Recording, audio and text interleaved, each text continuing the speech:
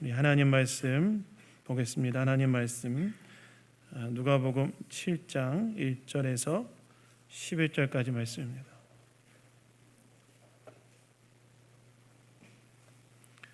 누가복음 7장 1절에서 10절까지 말씀입니다. 누가복음 7장 1절로 10절까지 말씀.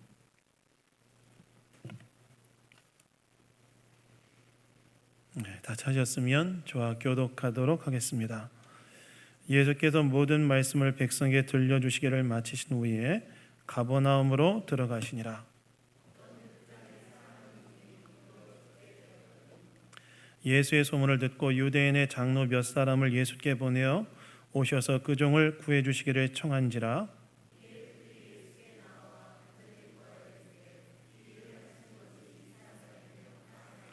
그가 우리 민족을 사랑하고 또한 우리를 위하여 회당을 지었나이다 하니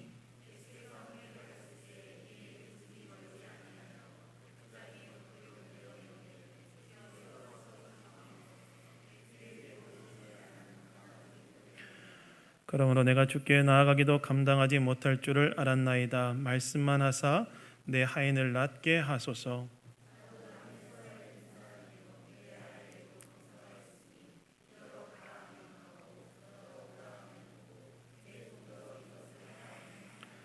예수께서 들으시고 그를 놀랍게 여겨 돌이키사 다른 무리에게 이르시되 내가 너희에게 이르노니 이스라엘 중에서도 이만한 믿음은 만나보지 못하였노라 하시더라. 보니 어떤 사람들이 집으로 돌아가 보매 종이 이미 나아 있었더라. 아멘. 아멘. 사랑하는 자의 공경 앞에서라는 제목으로 하나님 말씀 나누기 원합니다. 여러분은 오늘까지 살아오면서 내가 사랑하는 자가 곤경에 빠진 것을 경험한 적이 있으실 겁니다. 사랑하는 부모님, 또 사랑하는 자녀들, 사랑하는 친구들, 사랑하는 교회 식구들이 내가 정말 사랑하는 자들이 인생에서 어려움 가운데 괴로워하는 것을 경험한 적이 다 있으실 거라는 거예요. 여러분, 내가 사랑하는 자가 공경 가운데 괴로워 있는 것을 보면 어떤 마음이 들지요? 나도 같이 힘들고 괴롭지요. 그리고 어떻게든 사랑하는 사람을 도와주고 싶은 마음이 저 여러분의 마음에 들게 될 것입니다. 그렇다면 이렇게 우리가 사랑하는 자들이 공경 가운데 직면했을 때 우리는 어떻게 해야 하는가? 어떻게 그들을 도와야 되는가? 오늘 본문을 보시면 사랑하는 자가 중병으로 인해 죽을 위기에 놓여 있는 사람이 등장하는데요. 그 사람은 누구냐? 바로 가버나움에 주둔하고 있던 군대의 백부장이었습니다. 그래서 오늘 이 말씀을 통해 우리가 사랑하는 자의 공경 앞에서 어떻게 해야 되는지 함께 이 주일 아침에 생각해 보기를 원합니다. 여러분, 오늘 본문 1절에 보시면 이렇게 나오지요. 예수께서 모든 말씀을 백성에게 들려주시기를 마친 후에 가버나움으로 들어가셨다라고 나와 있습니다. 우리는 지금까지 계속 누가복음 말씀을 살펴보고 있는데요. 지난 몇 주 동안 저는 누가복음 6장 20절부터 49절까지 나와 있는 예수님의 평지설교를 살펴봤어요. 제자의 삶이 어때야 되는지에 대한 예수님의 평지설교를 살펴봤는데요. 그렇게 예수님께서는 제자들을 대상으로 제자의 삶이 어때야 되는지에 대해서 말씀하시고 난 후에 가버나움으로 들어가셨다는 것입니다. 여러분, 가버나움은 어디죠? 가버나움은 어떤 곳이냐면 예수님께서 공생애를 시작하시면서 이사하셨던 곳이 바로 가버나움이었습니다. 그래서 여러분이 잘 아시는 것처럼 예수님이 태어난 곳은 어디죠? 어디지요? 어디입니까? 베들레헴. 예수님이 자라나신 건 어디죠? 제가 여러 번 말했던 것 같은데 네, 나사렛이죠. 그런데 예수님이 공생애를 시작하시면서 이사를 한번 하시는데 어디로 이사하시냐면 이 갈릴리 호수의 북서쪽에 위치해 있었던 가버나움으로 이사했어요. 아마 이 가버나움은 이 갈릴리 호수 인근에서 가장 큰 도시였고 무역로가 지나가는 도시로서 가장 큰 도시였기 때문에 아마 선교 전략상 그곳으로 이사했던 것으로 보여집니다. 어쨌든 예수님의 집이 어디 있었느냐? 공생애를 시작하시면서 가버나움이 되었어요. 그래서 제자들을 대상으로 한 평지 설교를 마치신 후에 예수님은 자기의 집이 있는 또 갈릴리 사역의 선교 본부 같은 역할을 했던 가버나움으로 돌아가셨다는 거예요. 근데 오늘 본문 2절을 보시면 이렇게 예수님께서 가버나움으로 돌아가셨는데 거기에 어떤 일이 있었다고 기록하고 있습니까? 거기에 어떤 일이 있었다고 기록하고 있냐면 가버나움에 주둔하고 있던 군대 백부장의 사랑하는 종이 이제 병들어 죽게 되었다고 이야기하고 있어요. 앞에서 제가 잠깐 언급했던 것처럼 이 가버나움은 갈릴리 호수 해변가에 형성되어 있는 도시 중에 제일 큰 도시였고 무역로가 지나가기 때문에 전략적으로 굉장히 중요한 요충지였습니다. 그 당시 갈릴리의 분봉왕이었던 헤롯 안디바가 로마 군인들을 고용해서 거기에 주둔시키고 있었는데 그 로마 군대의 백부장의 사랑하는 종이 병들어 죽게 되어지는 그런 상황 가운데 직면해 있었다는 거예요. 특별히 같은 사건을 기록한 마태복음에 보시면 이 종이 걸린 병이 무엇인지에 대해서 이야기하고 있는데요. 중풍병에 걸렸다고 나와 있어요. 여러분 중풍병은 뭐죠? 중풍병은 뇌에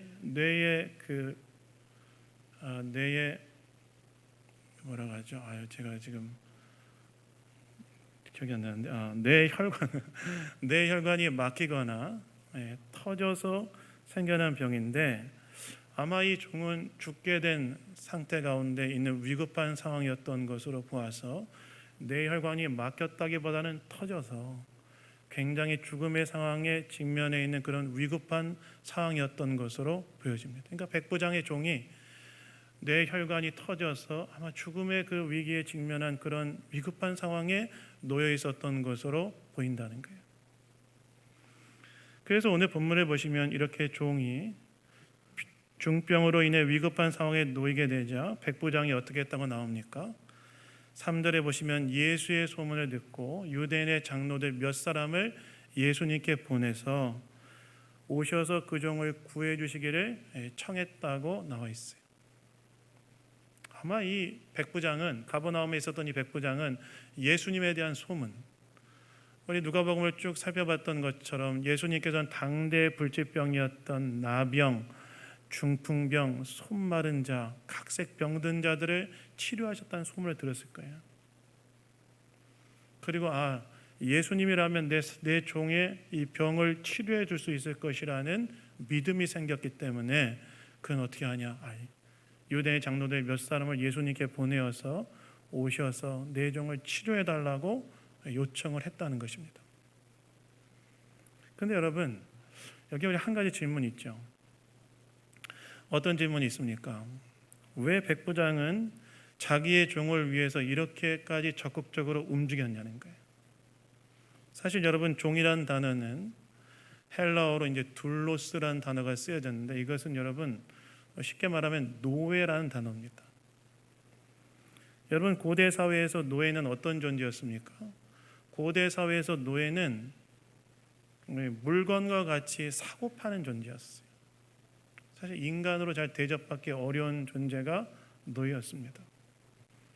그래서 사실 주인의 입장에서 냉정하게 말하면 종이 죽게 되면 재산상의 손해를 보는 것이지 그 이상의 의미는 별로 없었을 거예요. 근데 이 백부장은 자기의 종을 위해 어떻게 하느냐? 유대인의 장로들을 동원해서 예수님께 사람을 보내어 내 종을 치료해 달라고 구하는 그 적극적인 행동을 했다는 거예요. 왜 그랬을까요? 그 이유가 이전에 나와 있는데요. 그 이유는 뭐예요? 그 백부장이 종을 어떻게 했기 때문에 그렇습니까? 사랑했기 때문에 그래요. 사랑하는 종. 여러분, 백부장이 종을 사랑했다는 말은 어떤 말일까요? 이 말은 백부장의 이 종은 생사를 같이 하는 사람이었다는 거예요. 이때 당시에 활동했던 유대 역사가인 요세푸스의 기록에 의하면 이때 로마 군인들에게는 그들의 전투 실력을 향상시켜 주기 위해 군인들을 훈련시켜주는 노예들이 있었고, 그리고 그 노예들은 주인과 함께 전쟁에 참전했다라는 기록이 있어요. 그러니까 아마 이 백부장의 종은 전쟁에 참전하여 사선을 함께 넘나드는 그런 동지였던 것으로 보여집니다.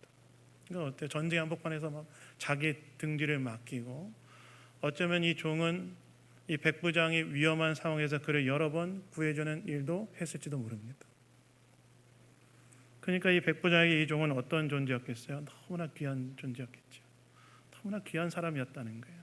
자기의 사선에서 자기의 등 뒤를 맡겼던, 어쩌면 자기의 생명을 여러 번 구해주었던 그런 귀한 존재가 종이었다는 거예요. 그래서 그가 죽음의 위기에 직면하게 되자 어떻게 한 거예요? 그를 살리기 위해서 행동한 거예요. 특별히 그는 예수님께서 수많은 병든 자를 치료하셨다는 얘기를 듣고, 예수님이시라면 내 종이 직면한 이 죽음의 중병의 위기를 고칠 수 있을 것이라는 이 믿음으로, 또 이방인인 내가 예수님께 가서 청하는 것보다는 같은 민족인 유대인 장로들이 가서 얘기하는 것이 더 확실하지 않을까라는 생각으로 유대인의 장로들을 예수님께 보내서 내 종을 치료해 주십시오. 나와 목숨을 함께하였고 전쟁터에서 사선을 함께 지나갔던 내 종이 죽을 위기에 직면했습니다. 나에게 너무나 귀한 사람이 죽을 위기에 직면해 있습니다. 이 사람을 살려주십시오 라고 요청했다는 거예요. 즉 종에 대한 백부장의 사랑은 종이 직면한 공경의 문제 앞에서 어떻게 했다는 거예요? 그의 문제를, 그 사랑하는 종의 문제를 주님 앞에 나아가는 것으로 표현됐다는 거예요. 여러분, 우린 여기에서 우리가 사랑하는 자가 공경에 직면했을 때 우리가 첫 번째로 해야 할 일이 무엇인지에 대해 한 가지 깨닫게 되는 것이 있다고 저는 생각합니다. 저 여러분이 사랑하는 자가 공경에 직면했을 때 우리가 해야 될 첫 번째 보여야 될 표현은 무엇이냐? 사랑의 표현은 무엇이냐? 바로 내가 사랑하는 자의 그 곤경의 문제를 들고 그 문제를 해결할 수 있는 진정한 능력을 갖고 계신 예수님께로 나아가는 거라는 거예요. 내가 정말 사랑하는 자, 백부장에게 이 종은 그냥 일반적인 종이 아니라 전쟁의 한복판에도 자신의 등 뒤를 맡겼던 동지와 같은 사람이었어요. 너무나 소중한 존재였어요. 사랑하는 자가 공경에 직면했을 때 근데 그가 어떻게 했다는 거예요? 그의 공경의 문제를 들고 그 문제를 해결할 능력이 있다고 믿어지는 예수님께 그 문제를 가지고 나아갔다는 거예요. 마찬가지로 저 여러분이 사랑하는 자가 공경에 직면했을 때 우리가 보여야 될 무엇보다 첫 번째 반응은 무엇이어야 되느냐? 그 문제를 들고 그 문제를 해결할 능력을 갖고 계신 예수 그리스도, 주님 앞에 그 문제를 가지고 나아가 내 사랑하는 자의 어려움을 해결해 달라고 호소하는 그 기도의 자리에 앉는 것, 그것이 바로 내가 사랑하는 자의 공경의 문제를 해결하기 위한 나의 첫 번째 사랑의 표현이어야 된다는 거예요. 사실 여러분, 우리가 살아가면서 우리는 점점 더 뭘 많이 느끼게 됩니까? 내가 마주하는 인생의 현실 앞에서 내가 참 무력하다, 이런 거 많이 느끼지 않습니까? 인생이란 내 마음대로 되지 않는다는 사실을 우리는 인생을 살아가면서 더 많이 느끼게 되지 않습니까? 하물며 내가 사랑하는 자의 문제, 특별히 내 힘으로 해결할 수 없는 그 사람의 문제 앞에서 우리 자신은 무엇을 느끼게 됩니까? 무력하죠. 안 되잖아요. 그때 우리는 어떻게 해야 되느냐? 그러나 그 사랑하는 자의 우리의 사랑의 첫 번째 표현, 그에 대한 사랑의 수고의 첫 번째 표현은, 그래서 우리는 무엇이 되어야 되느냐? 그 문제를 해결할 수 있는 능력을 갖고 계신 예수 그리스도, 그분 앞에 나가야 된다는 거예요. 제가 요즘에 수요예배 때 시편 강해를 하고 있는데요, 지난주 수요예배 설교는 이제 시편 39편을 제가 설교했습니다. 제가 그 말씀을 준비하면서 참 은혜를 받았어요. 시편 39편의 이 저자는 다윗이었는데 이 시편을 쓸 때 다윗은 건강의 문제와 대적의 공격이라는 그 고난 앞에 직면해 있는 상태였어요. 그러니까 얼마나 힘들었겠어요. 몸도 아픈데 대적까지 공격해. 그 얼마나 힘들었겠어요.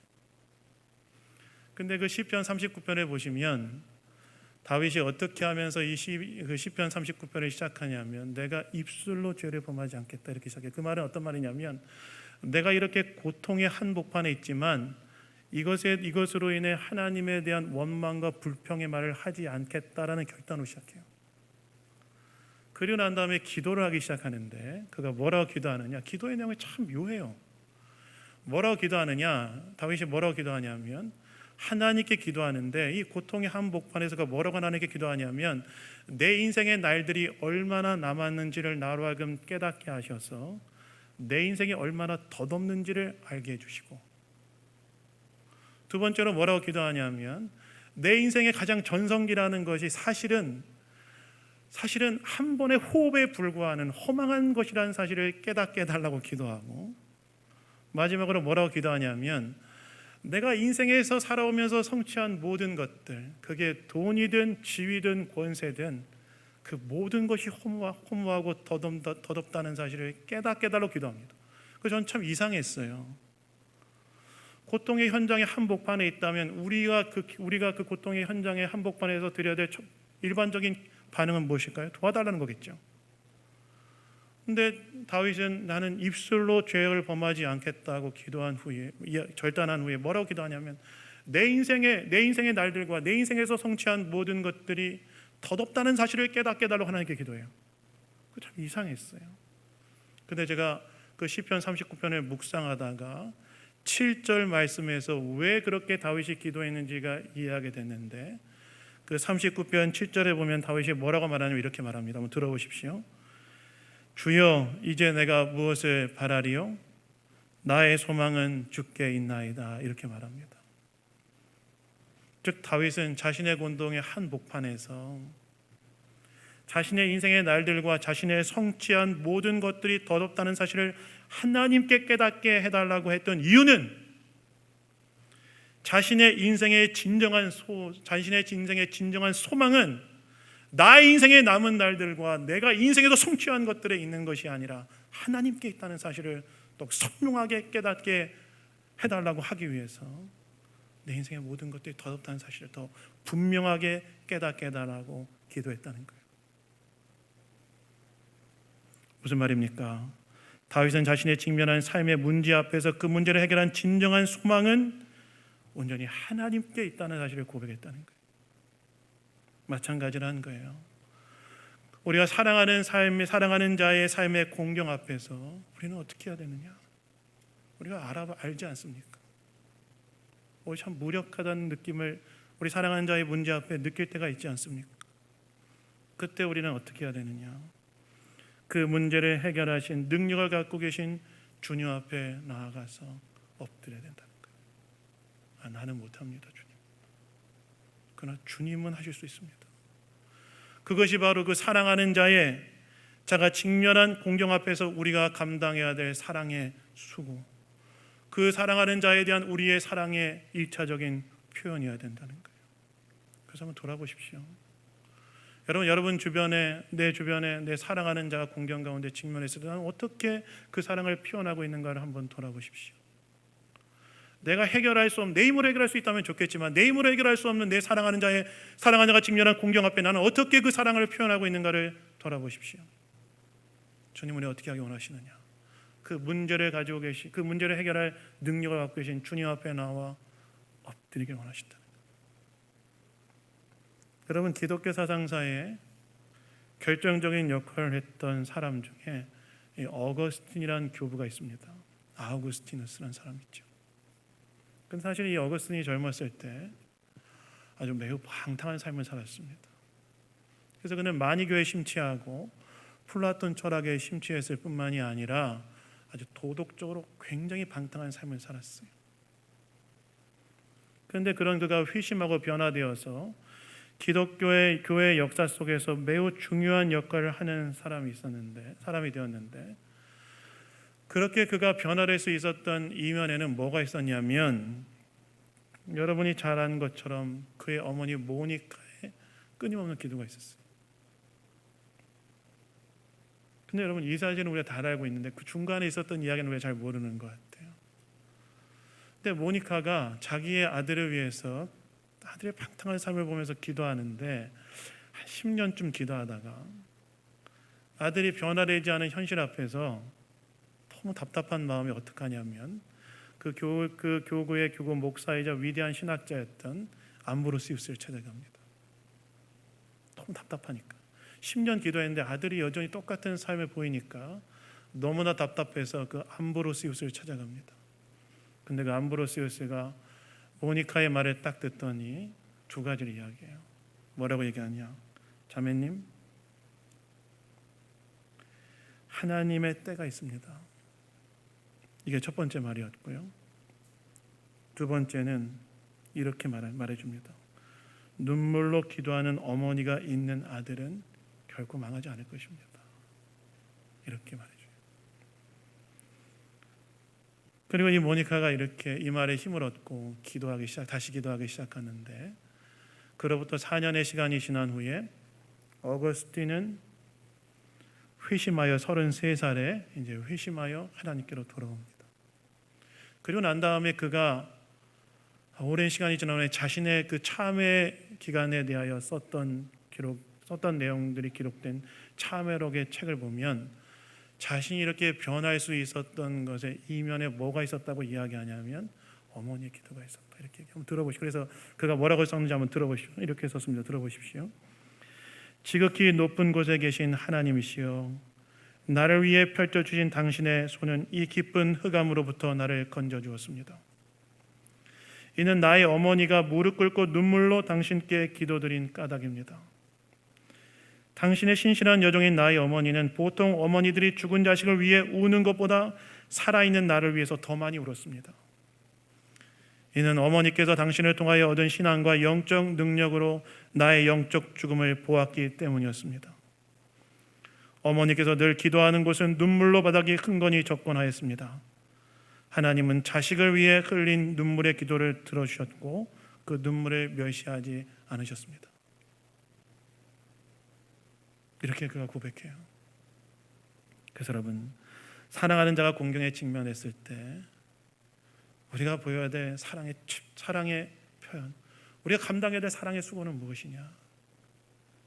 우리가 감당해야 될 사랑의 수고는 무엇이냐? 무엇보다 그 문제를 해결할 수 있는 능력을 갖고 계신 주님 앞에 나와 딱 엎드리는 거예요. 하나님을 하실 수 있습니다. 주님에게 능력이 있습니다. 저희 어머니 돌아가시고 난 다음에 제가 여러 가지를 정리하고 있는데, 제가 어떻게 하다 우연히 그 어머니와 1대1로 카톡했던 카톡장을 들어가 봤어요. 그래서 이렇게 올려보니까, 이게 스마트폰이니까 이렇게 올려지는 거죠. 올려보니까 어머니가 매달 첫째 날에 저를 위한 기도를 올려놓으신 걸 제가 다시 확인하게 됐어요. 그날 제가 알고 있었는데 어머니 돌아가시고 난 다음에 새삼스럽게 느껴지더라고요. 어머니 기도해 주셨구나. 그게 나를 버티게 했구나. 나라면 여기까지 오게 했구나. 그래서 여러분, 공경에 빠진 사랑하는 자가 공경에 빠져 있을 때 우리가 그에 대한 우리의 사랑의 수고의 첫 번째 표현은 무엇이어야 되냐? 그 문제를 해결할 수 있는 능력을 갖고 계신 주님 앞에 탁 엎드리는 거예요. 여러분, 오늘 저와 여러분 어떻게 하고 있습니까? 실제적인 도움을 주는 것도 필요하지만, 그러나 정말 우리에게 필요한 것은 무엇이냐? 그를 위하여 주님 앞에 탁 엎드리는 거예요. 여러분, 우리는 우리가 사랑하는 자가 직면한 공경 앞에서 그 사랑을 기도로 표현하고 있습니까? 사랑의 수고를 기도로 감당하고 있습니까? 주님은 우리가 그렇게 해야 된다.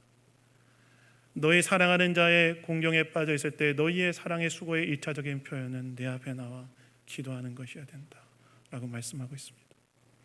그런 사랑의 수고를 감당하시는 저와 여러분 다 되기를 주님의 이름으로 축원합니다. 근데 우리가 이렇게 주님 앞에 나올 때 한 가지 필요한 게 있어요. 그 뭔지 아십니까? 주님의 권위와 능력에 대한 믿음으로 나아가야 돼요.